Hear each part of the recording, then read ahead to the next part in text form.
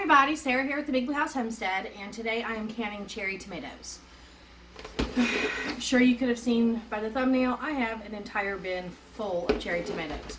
Lots of different varieties, and that is okay. When you're getting way too many cherry tomatoes, you can't always eat them all fresh, and you don't want to waste them, but these are absolutely delicious. I do these every year, put these on my shelves, and I pull them out whenever I want cherry tomatoes. It's real easy to make, and it's real easy to can. You don't even need a water bath canner. You can just use a big pot. Speaking of that, just making sure my water's boiling. You do need a pot of boiling water. All we're going to do now is we're going to work on the cherry tomatoes, and I'll show you some ways that you can flavor them. There's two ways that you can actually do these, and one is zero vinegar, and the other is with vinegar. So I'm going to teach you both ways, and that way you can play with flavors and you can figure out what you like, because I like to do a big variety of flavors with mine, and these things are absolutely wonderful. So I use them for sides, I use them on focaccias, I use them on salads, I use them as spreads, put them on platters. They're like a marinated or pickled tomato, both depending on what you do. And they are absolutely delicious, and they taste just as fresh as if you picked them from the garden.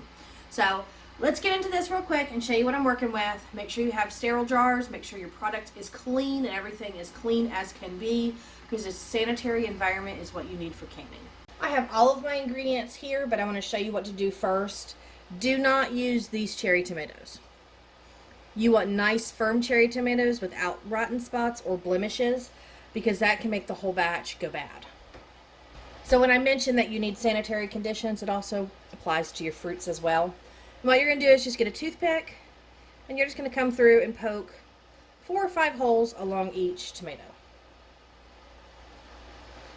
The reason why we're poking the holes is because it actually will infuse the flavors in the middle.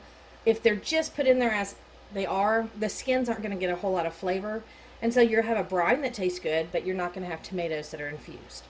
So just make sure you go through and you poke a lot of holes. I usually do about 4 or 5, depending on the size of the tomato.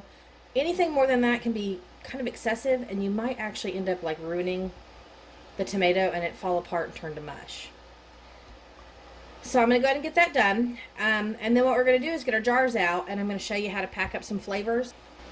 Okay, my jars are hot, because you do want hot jars and you want boiling water.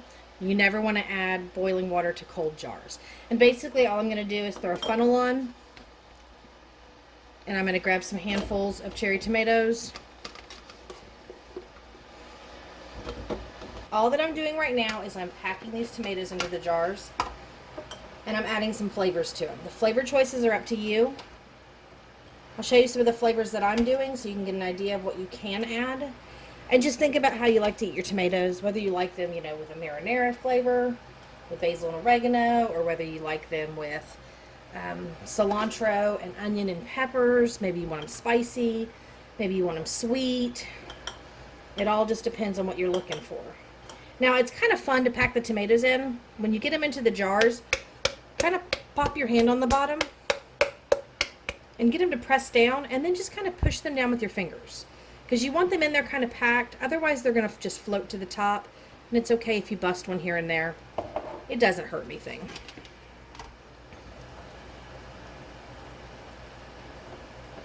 But you want to make sure you pack to about the 1-inch head space. That might be a little too much with this one, so let me switch out that tomato.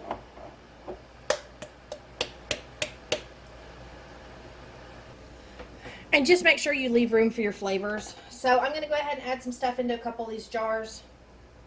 I've got some chives I'm going to twist up and add in to the top, and kind of push them around the sides.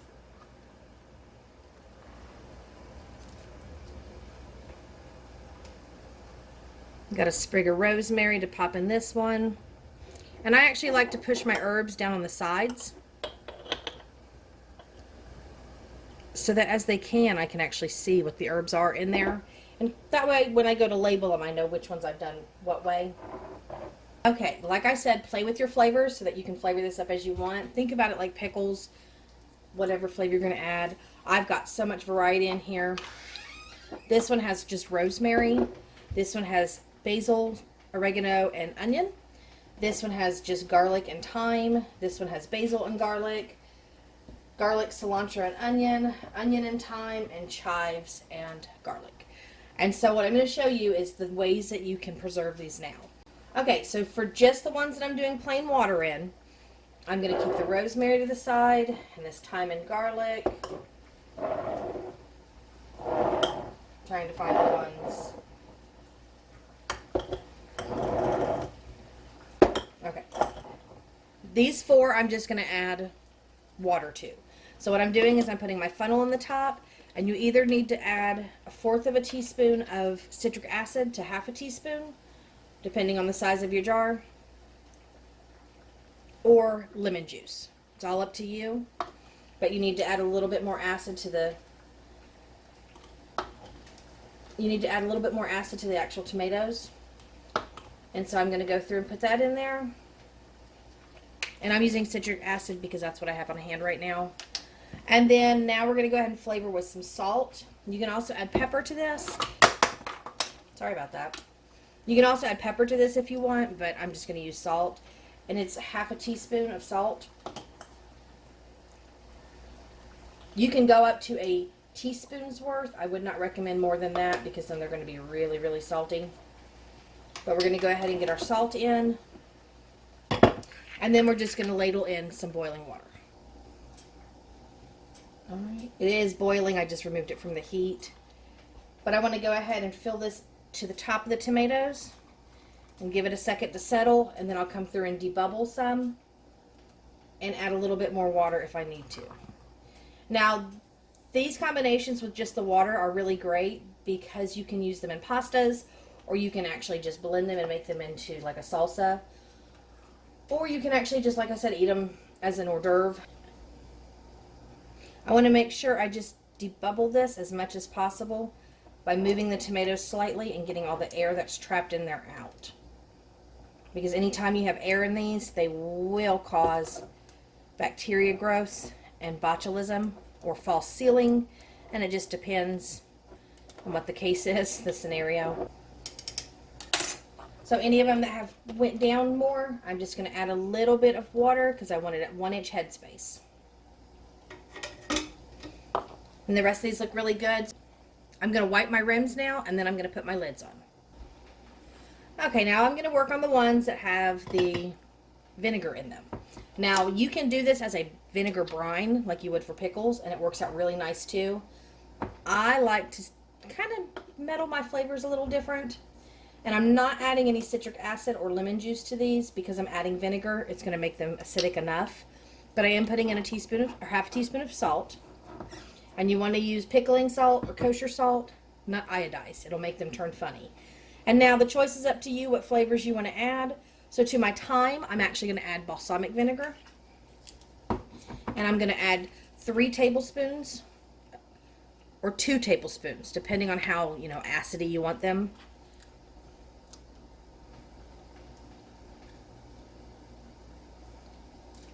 But I like mine a little on the balsamic side, especially with thyme and garlic. It is really delicious. And I do recommend in between, if you're doing like this with multiple flavors, rinse your stuff. That way you don't meddle all the weird vinegars together. And then with the rosemary and the chives, I'm adding just apple cider vinegar. And I'm going to do 2 tablespoons of apple cider vinegar, because it has a very pungent flavor.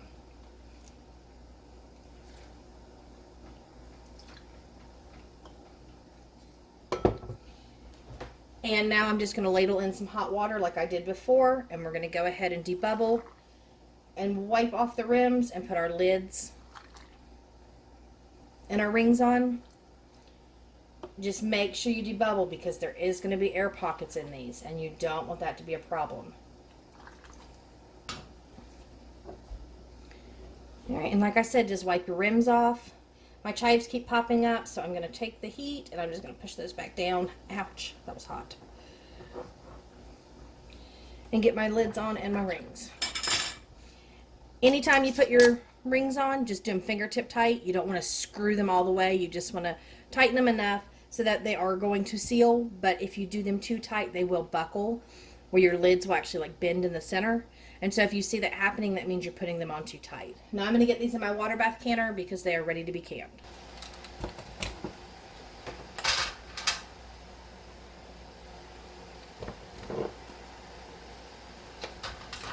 Now these are going in the water bath canner, boiling water. I'm going to make sure it is at a full roll boil. I'm going to drop my rack down, and I'm going to run these for 20 minutes. And once that 20 minutes is up, these will be nice and finished, and we will have some delicious cherry tomatoes. Real quick, always make sure you have 1 inch to 2 inches of water above your actual jars so that they will have the chance to seal. All right, they are done. And look at that. Isn't that beautiful? So, lots of great uses for these, lots of great flavors you can add. Put them on the counter when they're done and let them sit for 24 hours to make sure they seal. You will get a few that will have a lot of seeds or some floating. The tighter you pack them, the better it stays. And they are just beautiful. I cannot believe I have cherry tomatoes on my shelf again.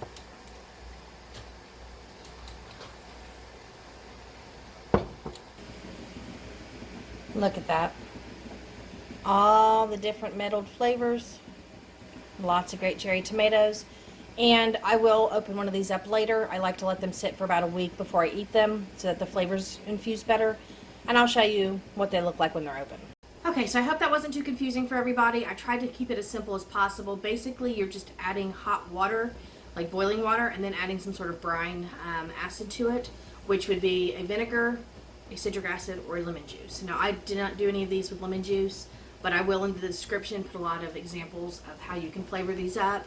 And the recipe as well, so that you know how to do it with just the boiling water, and you can also do it with the vinegars to change it up.